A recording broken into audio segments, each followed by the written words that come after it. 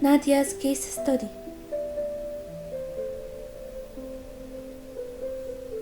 Nadia is a 35 years old wife, mother, and a sport teacher at high school.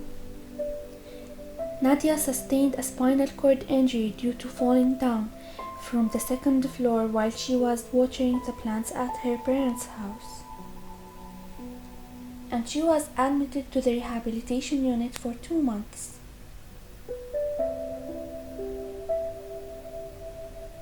What is the spinal cord injury? It's a damage happens to any part of the spinal cord or any nerve at the end of the spinal canal.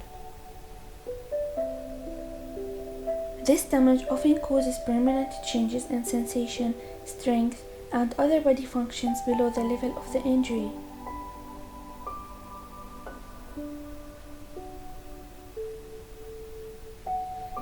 Nadia sustained a spine injury at T6 level, which resulted in a loss of movement and sensation below the level of T6 down to the lower limbs.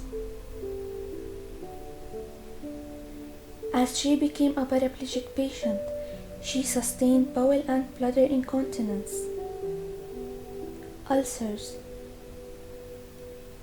neuropathic pain, spasticity in one leg, and clonus reflex,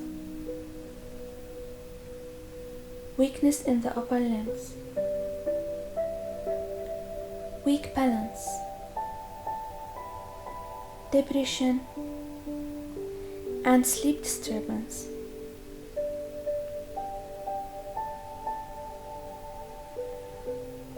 Nadia was medically free before this injury. She was independent in all her activities of daily life, instrumental activities of daily life, leisure activities, and in her work.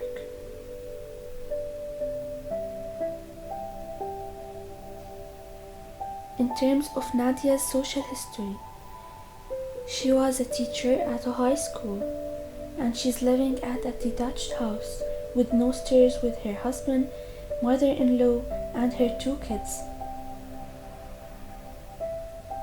In terms of leisure activities, she enjoys family and friends gatherings, swimming, and tennis table game.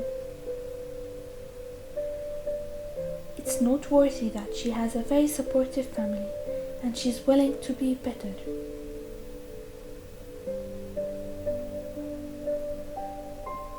According to Nadia's injury, she had to take different medications, including new mycin cream for sterilized ulcers and prevent skin infections,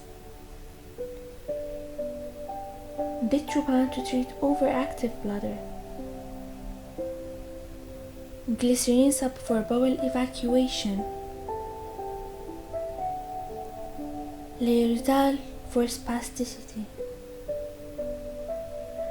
Neurontin to treat neuropathic pain,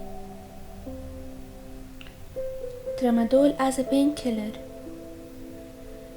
and Zoloft as an antidepressant.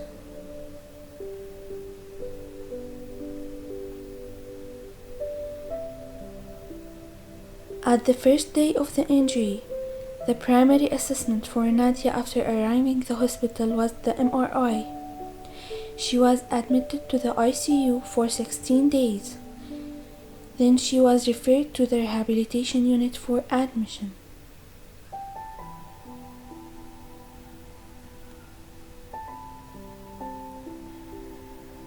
The rehabilitation team started their evaluation process using different assessment tools, including the ASIA scale at the beginning to determine Nadia's functional impairment level, indicating that she is at level C, which means that the impairment is incomplete.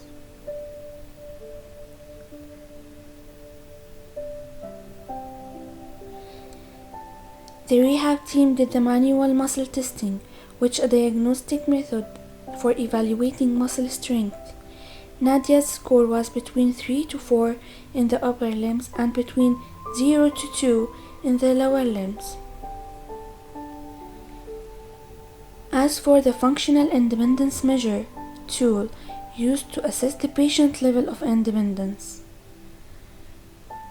Nadia's score indicated that she needs moderate assistance in her self-care activities, maximum assistance in the sphincter control, and moderate assistance in locomotion.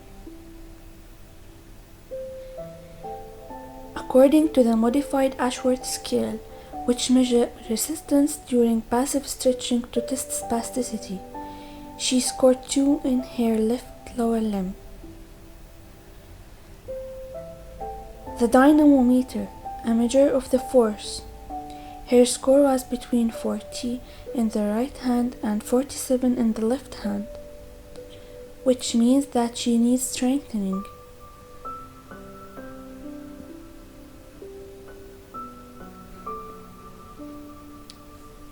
The previous results set the primary goals for Nadia's treatment plan.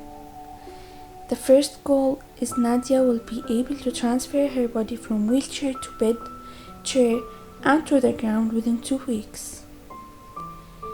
This requires strengthening for the upper limbs, passive stretching for the spastic leg to prevent it from being an obstacle while transferring, and balance exercises.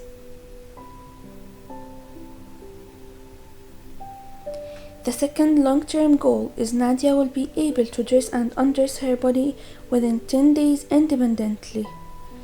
This requires activities that enhance a body awareness, such as reaching in front of the mirror, fine motor exercises, grasp and releasing exercises.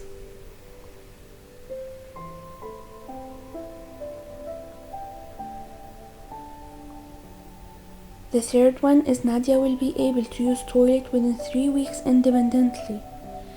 This required the catheterization program by the nursings and mastering the transferring techniques. Thank you.